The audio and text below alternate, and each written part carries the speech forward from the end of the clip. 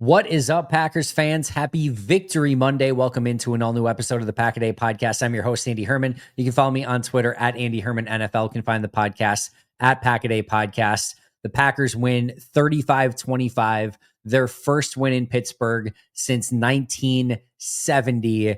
It was a really fun game. I have so much that I want to get to in this one, so much to discuss, but I do want to thank you for joining us here on this Victory Monday edition of the Pack-A-Day Podcast. Quick shout out to our brand new Pack-A-Day Podcast YouTube members, RTX, Nikki D, Lou, Brandy Gooley, and Kenny Pate. Thank you so much for signing up. If you haven't checked out those memberships yet, make sure to do so. Some really awesome options out there for you. Free members Q&A for members, and then as well as that extra episode with Aaron Nagler every week. So great opportunity to sign up for those Pack-A-Day memberships. Also, make sure to hit that like button and that subscribe button. It takes a millisecond to do both of them, and it helps the channel a ton. So if you're here today and you're not subscribed yet, make sure to do so when you have the chance as well. Also, quick shout out to Alchemy Wealth Management.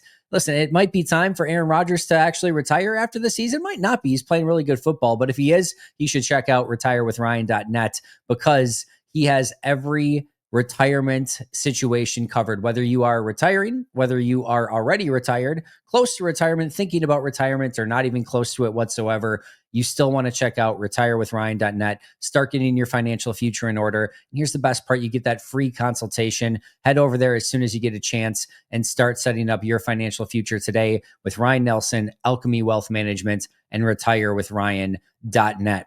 As I mentioned, Packers win this one 35-25. They move to 5-1-1 on the season, top of the NFC, second in the NFL. And really, this came down to a tale of two halves.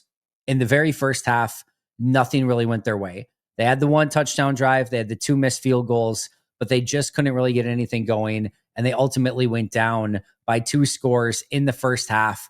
And everything felt off because if you want to look at every phase of the game, we talked about it on the halftime show. The passing offense, I thought Jordan was great all throughout the game. We're going to talk about that a lot. But in the first half, the passing offense was there, just drops on third down, really hurt them. Two specifically. The first one to Romeo, I'm willing to give a little bit more forgiveness on, but the second one, he's got to come back to that ball. And then Kraft had the uncharacteristic drop for him as well. I thought in the run game, they could get nothing going on the ground whatsoever. I thought it was some really predictable play calling by Matt LaFleur, but also some really uninspired run blocking up front. Defensively, it was one of their worst performances of the year in run defense in that first half. Aaron Rodgers was having his way, and Keyshawn Nixon was getting absolutely abused in the secondary. You had 2 missed field goals. And again, just you had a couple, I think at least one penalty to start the game on special teams by that point as well. Offense, defense, special teams. You want to talk about complementary football. That was completely uncomplimentary football in the first half. And then it was like the second half, Matt LaFleur basically just said, hey, whatever you did in the first half, do the opposite. They went full Costanza and said, "What if everything that I did is wrong, then if I do the opposite, everything must be right." It felt like that's kind of what they did in the second half. And just the results spoke for themselves.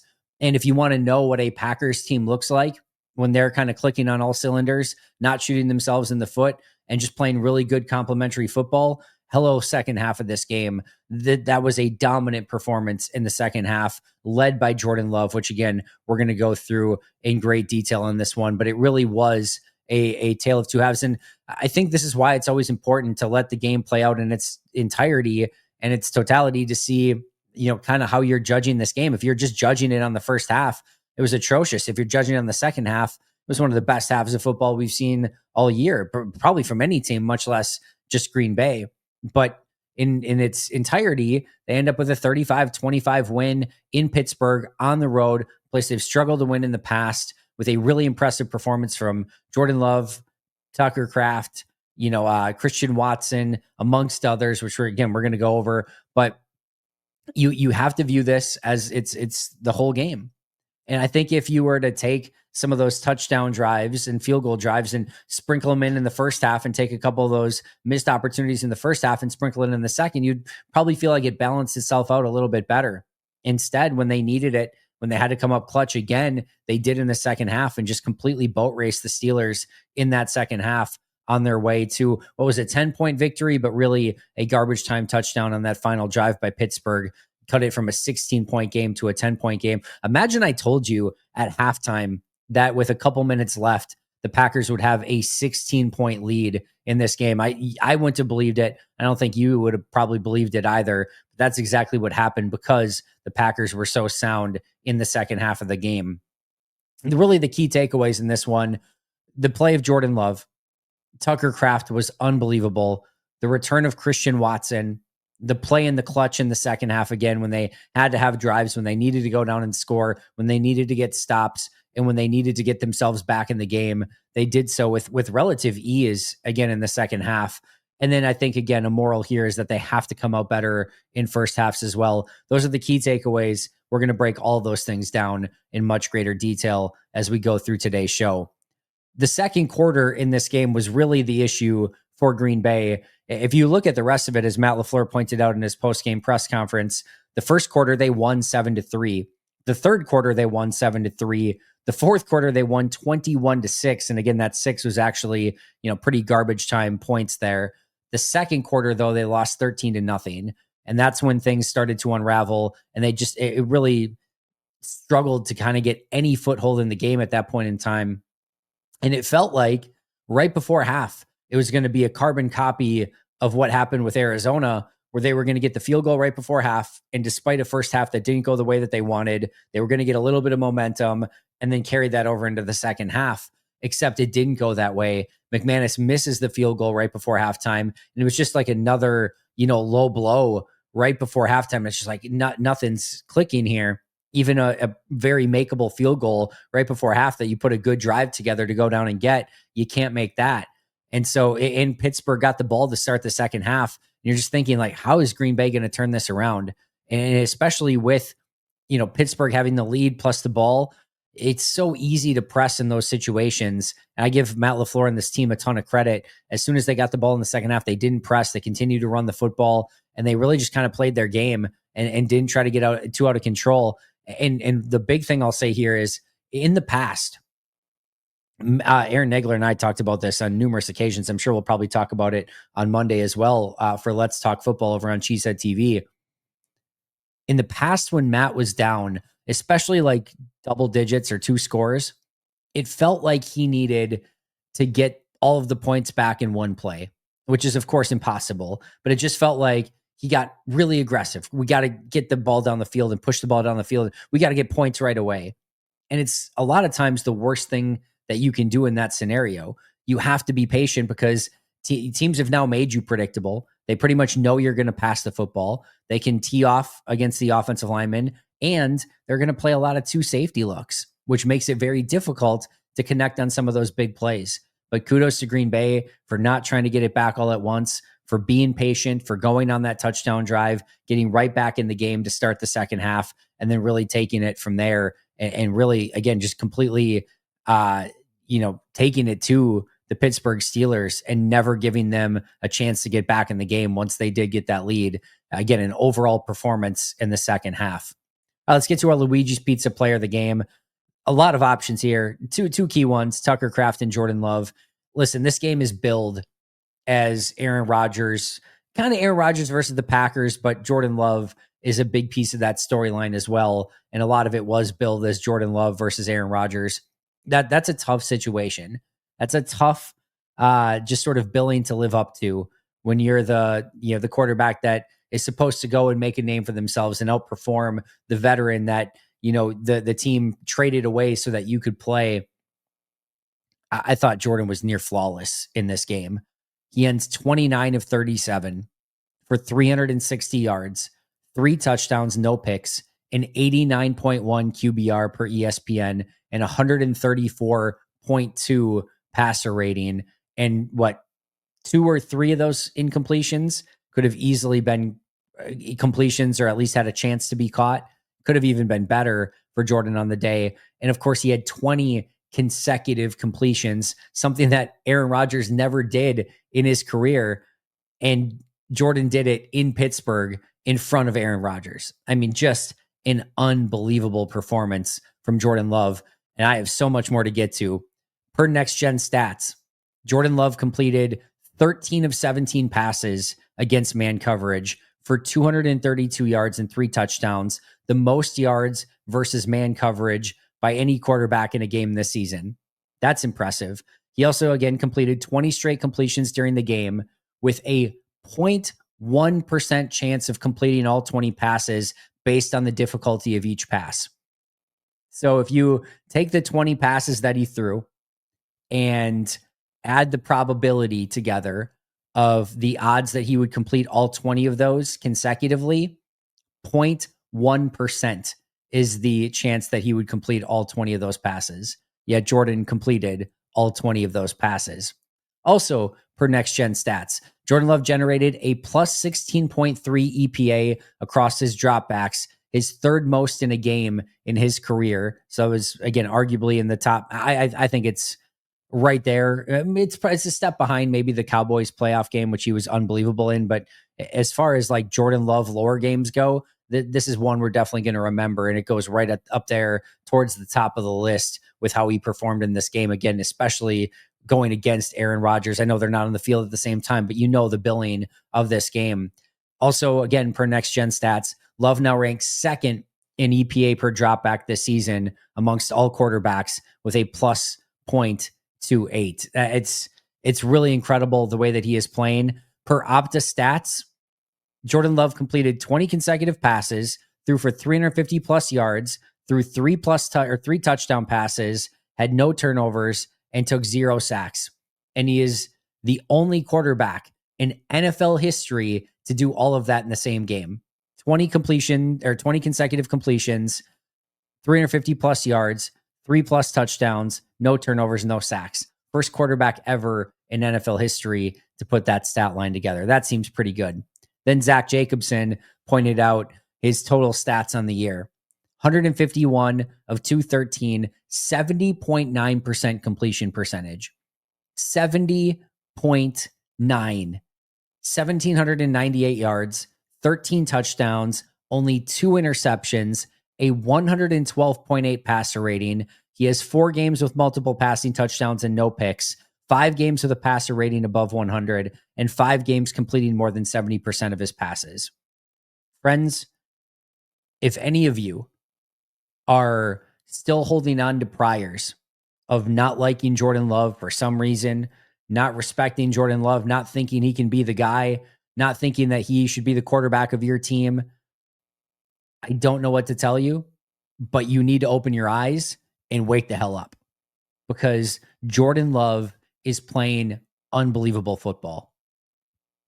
I don't know where the Jordan Love journey ends. I talked about this on the live postgame show. I don't know if he wins a Super Bowl or Super Bowls. I don't know if he wins an MVP or MVPs. My guess is that it's pretty fair to say in the pantheon of Packers quarterbacks, he's probably going to be 4th, right? He's probably going to finish below Bart Starr, Brett Favre, and Aaron Rodgers. Maybe I'm wrong. Maybe he finishes somewhere in there, but he's probably finishing 4th on that list. Throw all of that aside. He is a hell of a quarterback that's playing incredibly great football at the moment, who is every bit the quarterback, the leader, the person that you want leading the Green Bay Packers. And he has earned it every step of the way. If you're still holding on to anything anti-Jordan Love, give it up and just enjoy what he is doing week in and week out. And there's going to be a bad game along the way. I don't have any doubt about that. That's going to happen. It happens to Josh Allen and Patrick Mahomes and Aaron Rodgers and Tom Brady and Peyton Manning and every other quarterback that's ever played this game. But the way that he is playing, the way that he has control of this offense and his accuracy, his ability to make big plays, and his ability to not turn the ball over, it's as good as it gets right now. And again, it's probably maybe not in quite that Josh Allen territory. Man, it is just a small tier below where any other quarterback is right now, at worst. At worst. He's been unbelievable. One of his best games of the year and one of the best games of his career tonight in Pittsburgh, and really led this team to victory when the run game wasn't going and there were some ups and downs in special teams and defense.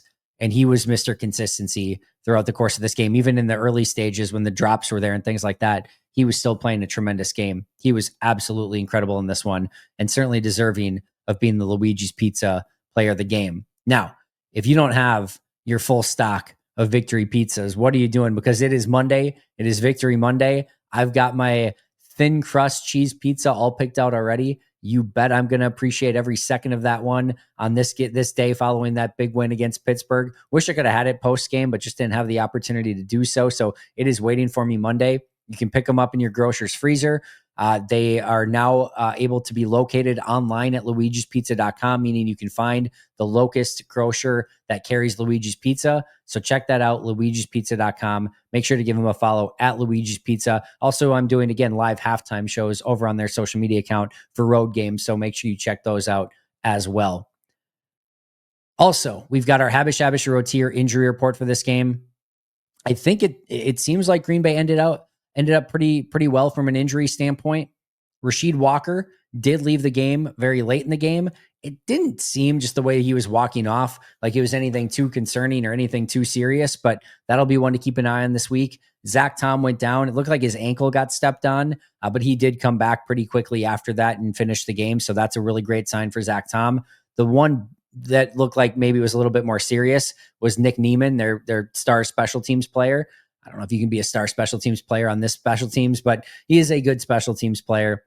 He had a pec injury. Hopefully that's not a torn pec. If it's a torn pec, that would knock him out for the year. But we'll have to kind of monitor that. But that seemed to be the one big potential injury that could maybe be a little bit more long-term. Again, hopefully Zach Tom and Rasheed Walker, totally fine. And the only one, again, Walker didn't return, but it was at the very, very end of the game.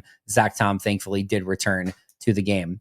It's just like the Packers have an all-star lineup on the field. Habish Rotier have an all-star team in the courtroom. If you've been injured, let the personal injury attorneys at Habish be your legal linebackers, ready to back your claim and get you the compensation that you deserve. When you call Habish, you're going to talk to a lawyer directly. Their number is 800-242-2874 or 800-2HABISH. You can also visit their website at habish.com. Habish Rotier, national reputation, hometown service. As far as play of the game, I have to go early in that third quarter, 3rd and 5, 12 minutes and 40 seconds left. They are down 16-7. So 12:40 left in the third quarter, down by 9, 3rd and 5. And that's the play where Jordan's about to get, or is getting hit, and he sees Tucker Kraft one-on-one, and he throws kind of that lollipop up, giving Tucker Kraft a chance. I think it was probably meant to be a little bit more intentional with where that ball was going, but with him getting hit, kind of lost some of the control over the exact placement and just how high that ball was lofted in the air. And Tucker Kraft does a great job getting underneath it and then taking it for 59 yards on that play. They're this close, if that play is not completed, to going 3 and out to start the second half, down by 9 and giving the ball back to Pittsburgh. That's a massive game-changing moment. If that's incomplete, or if it's like popped up and picked off, or if he gets hit and he fumbles, who knows? I mean, that Pittsburgh probably just wins that game. But instead, he gives Tucker a chance. Tucker comes down with it. Huge run after the catch, which Tucker Kraft did all day long. And it, to me, was the biggest play of the game. Green Bay ultimately goes down and gets a touchdown, cuts that to 16-14. Before you knew it, Green Bay took the lead, and everything was pretty easy for the Packers from there on out. But it took that big play in the game to kind of get everything turned around and headed in Green Bay's direction. Let's break down the offense in a little bit greater depth in this one. Then we'll go defense and special teams as well. We talked about Jordan Love. He was phenomenal in this game. Also want to shout out a variety of different players here. I want to start with Emmanuel Wilson. 14 touches for 87 yards in a day where the rushing offense really couldn't do much, and the running backs, in particular Josh Jacobs, struggled to get much going. Emmanuel Wilson gave this run game and just the running backs a spark in the second half.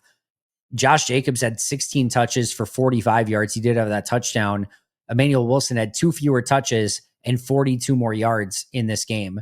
Now, I saw people maybe complaining about Jacobs and being excited about Emmanuel Wilson. Totally fair to be excited about Emmanuel Wilson. I think if you go and look at these, opportunities for Wilson and Jacobs, you will very clearly see that Jacobs did not have any all of his runs were just immediately stuffed. And I'll obviously take a closer look at it at the All-22 this week, but every single time Josh Jacobs touched the ball, it just felt like there was nowhere to go, and he was getting as much yardage as he possibly could have out of those plays. For Emmanuel Wilson, it felt like there was a little bit more. Now, there's the one like check down that he took and broke a couple tackles. And there were definitely plays where he made plays on his own as well. But I felt like he got a little bit better blocking, a little bit better opportunity than maybe Josh Jacobs did in this game. I don't think there's a controversy here. I don't think we need to make too much out of it. Wilson had a better statistical performance than Jacobs, but again, I thought he got a little bit better opportunity, especially as the defense was a little bit more worn down in that fourth quarter, and Wilson saw some better looks than especially what Josh Jacobs got earlier in the game. We talked about Tucker Kraft, 7 catches, 143 yards, 2 touchdowns on 9 targets on what's now National Tucker Kraft Day. It's supplanting National Tight Ends Day. Kraft was just incredible. And a lot of people in the post-game live show asked, is he the best tight end? Is he the best tight end? Trey McBride still has a pretty good, debate to there, or at least an argument to be made for him. Travis Kelce's still pretty good, although I don't put him quite in that realm just yet. I think he's just lost a little bit of a step there. George Kittle's still really, really good. Sam Laporta in Detroit. You can make arguments for other tight ends. Whether or not he's the best or the second or the third or the fourth or wherever you want to rank him, I personally don't really care. I don't think there's a tight end I would take on this Packers team over Tucker Kraft. He's the perfect fit. I love his run after the catch ability. I love his mentality. He's a team captain. He leads by example. He's a special player. And as I talked about too on the live post-game show, you have to have special players that have special traits if you want to really win in this league. And Tucker Kraft's run after the catch ability is a superpower that is super important to this team. I mean, you just get him the ball and good things happen almost every single time. In fact, it's one of those things that's kind of like an Aaron Rodgers interception back in the day. You're like, wait, what just happened? Aaron Rodgers just threw a pick? That's what like Tucker Kraft getting like tackled or brought to the ground right away is like, they got Tucker Kraft down right away. Are you allowed to do that? I don't think you're allowed to do that. He's that good. It's that special of a trait, and he deserves so much credit for this overall offensive performance. Again, 7 for 143 and 2 on 9 targets. Did have 1 drop though, so step your game up, Tucker Kraft. But outside of that, 1 play was unstoppable in this game. Hey friends, it's time to get our sleeper picks in for Monday Night Football. We picked up a big win on sleeper on Sunday Night Football with Green Bay and Pittsburgh. But right now we've got Kansas City and Washington, Monday Night Football. And we've got a nice, easy, free pick with Patrick Mahomes, more than 1.5 passing yard. Sign me up for that. Then we're going with 2 interesting ones. Rashard Smith. He has been a receiving weapon for KC. I'm going more than 2.5 receptions for him. This is a little bit interesting because Kareem Hunt is going to be back in this one. Might be a little bit risky, but you know what? You got to risk it from time to time. And then Krosky Merritt, Bill, as we call him, I'm going more than 45.5 rushing yards for him in this game. With Marcus Mariota starting, with Jaden Daniels out, I have a feeling they're going to have to get that run game going, and I'm expecting Krosky Merritt to get more than 45.5 rushing yards in this game. So we've got Patrick Mahomes more than 0.5 rushing yard, Smith more than 2.5 receptions, and Krosky Merritt more than 45.5 rushing yards in this game. You can get your picks in over on Sleeper. Plus, you can get a 100% match up to $100 using code PACKADAY. That's a 100% match up to $100 by utilizing code PACKADAY. Terms and conditions apply. Check out those promotions and those conditions over at Sleeper, available in over 25 states. What are you waiting for? Get after it over on Sleeper. And how about that return for Christian Watson? 4 catches, 85 yards. We talked about it all week. I said somewhere between 15 and 25 snaps. I did not think he'd play more than about 25 snaps in this game. If so, maybe 28, 35 snaps. 35 snaps for Christian Watson in this game. I don't know how you come off of an ACL and MCL and look like you are 1,000,000% perfect to play. Looks like he's in the prime of his career, never missed a day, never missed a beat. Just looked like prime Christian Watson. How is that possible? It doesn't make any sense. Kudos to everyone involved to get that leg going where it needed to go and to have him ready for this game. Now I get why everyone that was asked about Christian Watson had a wry smile on their face and was like giddy with excitement about how great he's looked at practice and how great he's come back from the injury. Yeah, we get it. We see it. We see it loud and clear. He looks like Christian Watson. What? I mean, it doesn't happen that way more often than not. You see guys and they come back and they're just maybe a little bit hesitant or tentative, and maybe they're just not 100% yet. And he looks unbelievable. He looks unbelievable. And the beautiful thing of Christian Watson is this is just the classic. You can't tell everything by the box score. Some of his blocking down the field in this game was incredible. I mean, he picked up right where he left off. Big plays down the field, check. Possession plays, check. Being a decoy down the field and taking defenders with him, check. Run blocking and blocking for his receivers, check. He's just a consummate professional, unbelievable teammate, does everything. Maybe not always lighting up the box score in a crazy way, but what he does is so much more than the box score. And the fact that he is looking already like himself, and the fact that Green Bay got that 1-year extension done with him looks even better. But just awesome to see Christian Watson back on the field. And I thought he was as good as you could ever possibly expect for his first game back. And again, 35 snaps of offense for Christian Watson. Matthew Golden did not have that great of a day. Only three catches for 4 yards. Not exactly what you want to see. There was that play late in the game where he was open and Jordan just was looking the wrong way, or I think he got pressured too and kind of had to get rid of it quickly. It just feels like there's still a little bit of timing, rhythm, and just Jordan looking Matthew Golden's way a little bit more. Listen, when you score 35 points and you put up 360 plus yards of receiving offense and things like that, I don't really care how the targets get divvied up or who had the most yards. And your offense is cooking at that point, and just let it be whatever it is, right? But it does still feel like there is more meat on that bone for Matthew Golden in this offense.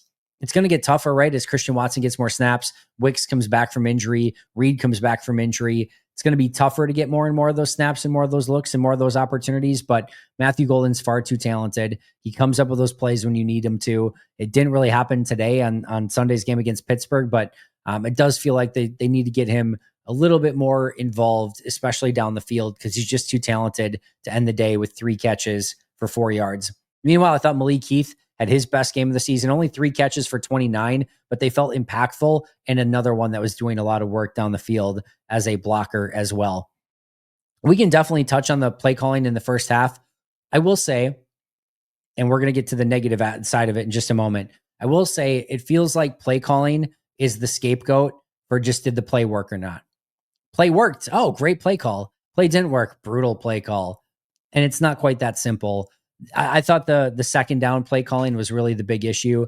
So many second down runs and short passes. And I agree with what Justice Mosqueda said of like, you don't want to live in third and shorts. It's too difficult to consistently convert. Now, you don't want to live in third and longs. I'm not saying that, but you have to be able to throw the ball on second and long, 1st and 10, and still be able to pick up big plays in first downs. It can't just be, run, 3rd and long or 3rd and medium, or, incomplete run, 3rd and long, 3rd and medium. It's just not the way that you want to live. It felt far too predictable. So the second down play calling needed to be better in this game, especially in the first half.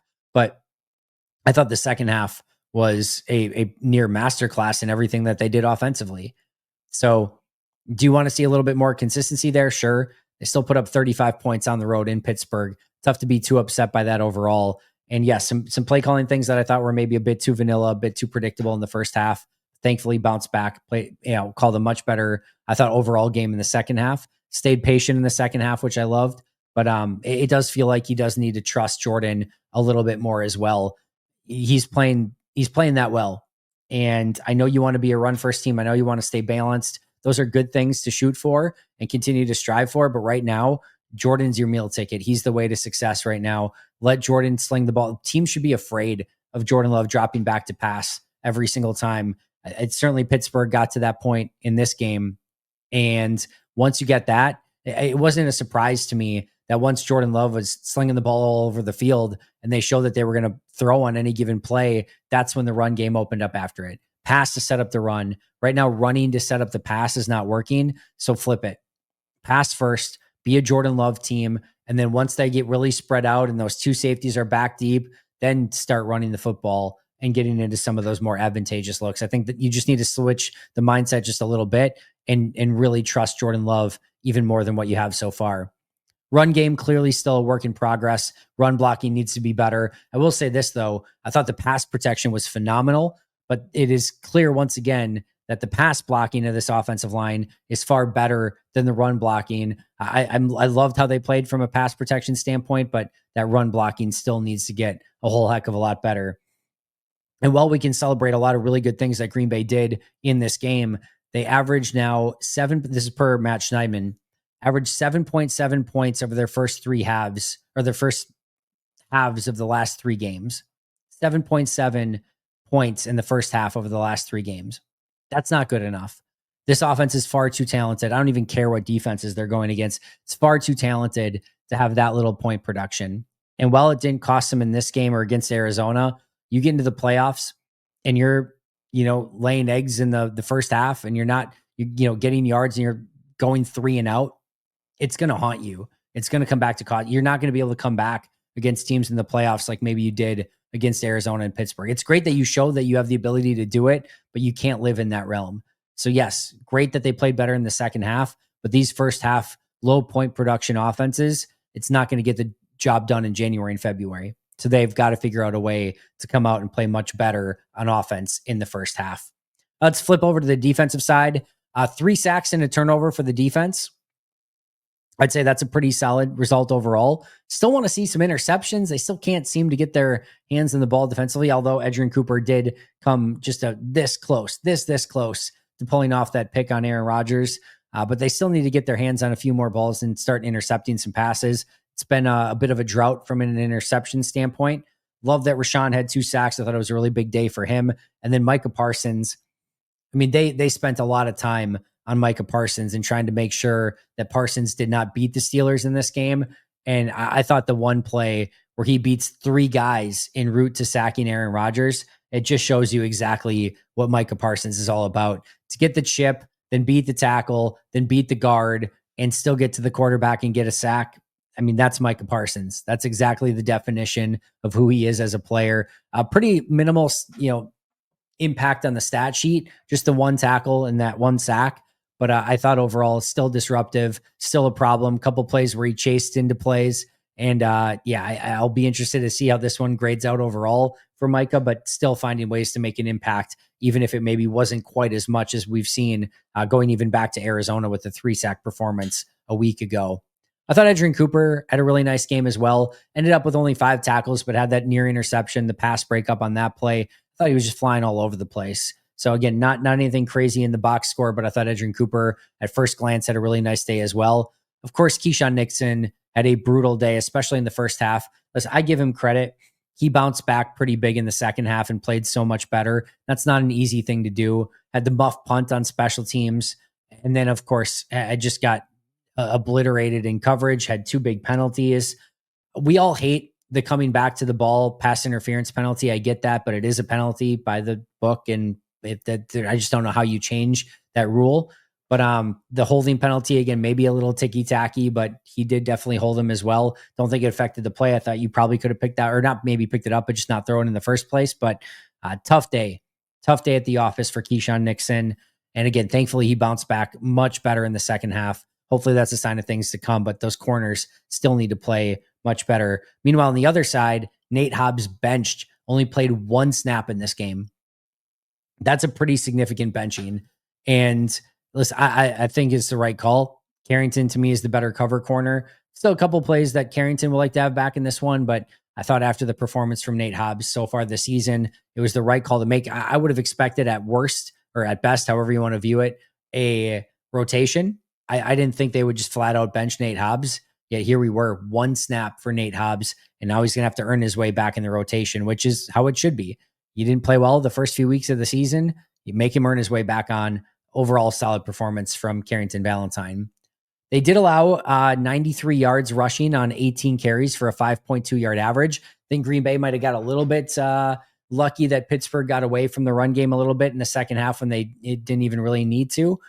That was, again, I thought the toughest performance from a run offense standpoint that Green Bay's defense has seen so far this year. Jaylen Warren's really good. He's a fun back to watch, but it did get a little dicey there for a little bit, but they still held Pittsburgh under 100 yards rushing in total. Meanwhile, the tight ends, Jonnu Smith and Pat Freiermuth, combined for only 5 catches for 30 yards, one of their best performances against tight ends this season. Even DK Metcalf, 5 for 55 and a touchdown. Yeah, you maybe don't want that touchdown, but if you would say going in that Metcalf would be held to 5 catches for 55 yards and a touchdown, I would say I would take that. I would sign up for that stat line overall. I know you're giving up the touchdown there, but what Metcalf is capable of, I feel pretty good about that end result for how they were able to kind of keep him in check.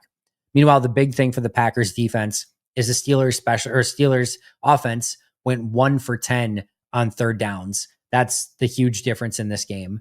Green Bay was able to get off the field on third down. Unfortunately, they made a lot of very long field goals, which added to their point production.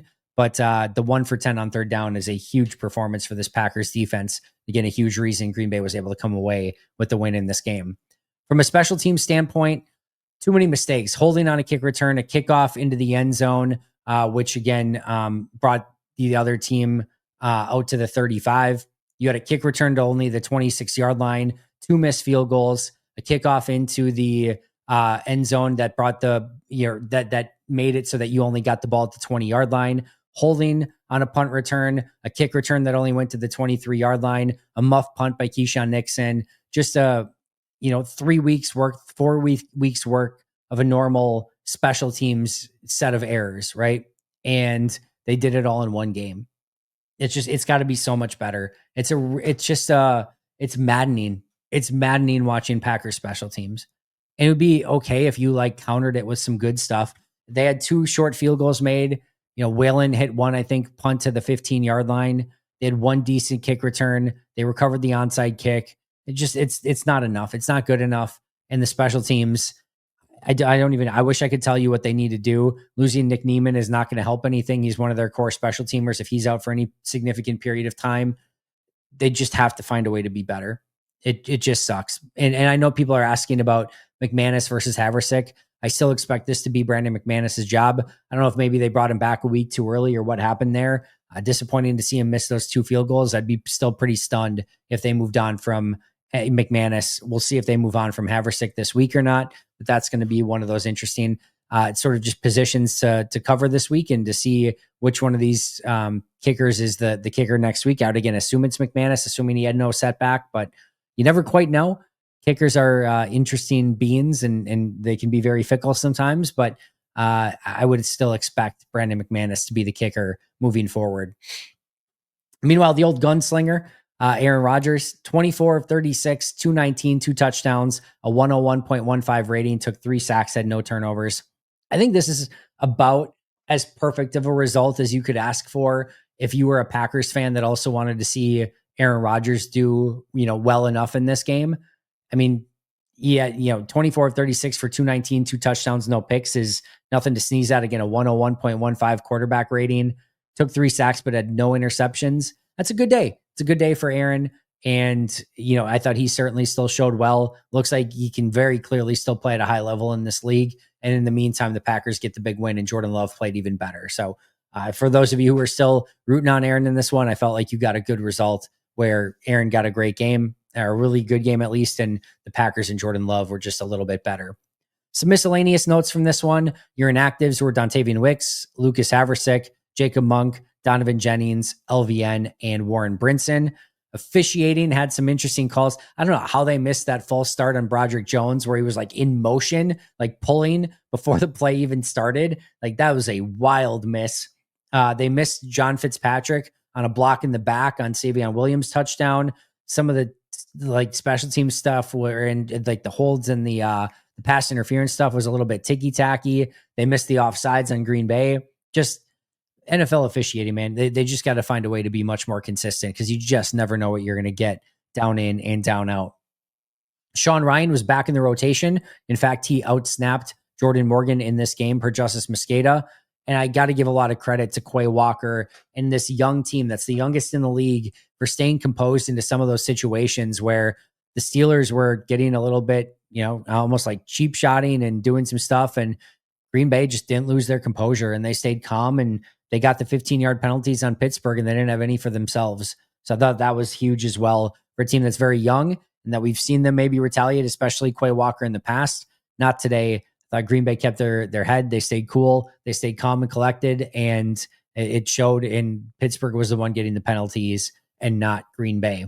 As mentioned earlier, the Packers sit at 5-1-1, first place in the NFC, second place overall in the NFL. They are currently plus 700 to win the Super Bowl, which puts them third, behind only KC at plus 550 and the Lions at plus 650. And they are plus 350 to win the conference, behind only Detroit, who is at plus 340. So that's a very, very slight margin between the Lions and the Packers for odds to win the NFC.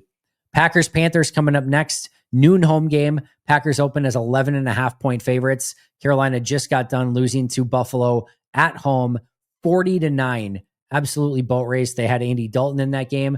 We'll have to keep an eye on Bryce Young this week to see if he's able to play or if it's going to be another Andy Dalton performance. And then injuries to keep an eye on this week include Dontavian Wicks, LVN, Warren Brinson, Rasheed Walker, Nick Neiman, and then the three that are on injured list still that are probably going to come back at some point, at least you would hope, including Marshawn Lloyd, Brenton Cox, and Colin Oliver. Around the rest of the NFL, NFC went 1-6 versus the AFC. The Packers, the only team in the NFC picking up a win against the Pittsburgh Steelers. All other NFC teams lost in their battle with the AFC this week, including the Bears losing to the Ravens. Big loss for the Bears there. Ravens kind of keep their playoff hopes alive. Vikings, of course, already lost to the Chargers on Thursday Night Football. Lions had their bye, and the 49ers had a big loss in Houston this week. Some other final thoughts. Really good win for Green Bay. I liked this game a lot. It was a very entertaining game. You had some adversity to face in the first half. They overcame it and played a really impressive second half of football. Areas where they need to improve. Run blocking still needs to get a whole heck of a lot better. Their cornerback play still needs to get a whole heck of a lot better. Their first half production, you can't have 7.7 points per half over their last three games, or first half over the last three games. That's got to be better. And special teams has got to be better as well. So great that they got the win. Still 5 key areas to kind of get better at. And I would say interceptions and turnovers is another part of that as well, where they need to continue to grow and find ways to take advantage and take away the football with a little bit more regularity. Coming up this week on Pack-A-Day, at least from a live standpoint, Mike Wall and I will be live on Monday, noon Central Time. Make sure to check that out. Members Q&A will be Tuesday this week, happy hour on Friday, and then I will be doing live pre- and post-game shows. Probably going to be like a 10 a.m. pre-game show, and the post-game show is going to be a little bit later, not right after the game, but we'll get to live pre- and post-game shows following and before the Carolina Panthers game this upcoming Sunday. Before we get out of there, shout out to our All-Pro and Hall of Fame members, PJ Wayne, John Wild, Brandon Paletta, Boom Handle, Donna Lee, Lori Lord, Baby QB, David McCluskey, Donald Decker, Alex Wong, Peter Ritaka, Jay Zimmerman, B. Brown, Puerto Rican Packer, Dan Guestford, SoCal Pack, Chris Rager, Izzy Roberts, Ian Ewing, Carlo Delgado, Willie Winkle, Stinkle, Jen Wright, The Gable Storm, Pack Attack Cast, Chris Weish, Craig, John Dimitropoulos, Hayden Radomski, Devin Lane, Ganzusa, Alexander Newell, Dan Miller, Bill Reinhart, Richard Morales, and Les Nenow. Enjoy your Victory Monday, everyone. Enjoy Jordan Love, a absolute stud at quarterback for the Green Bay Packers right now. It's going to be a fun week. Panthers, Packers coming up this Sunday. We'll cover it all for you right here on the Pack-A-Day podcast. Again, make sure to like, subscribe, comment, give those 5-star reviews. I'll see you all very soon. But until next time, and as always, go Pack Go.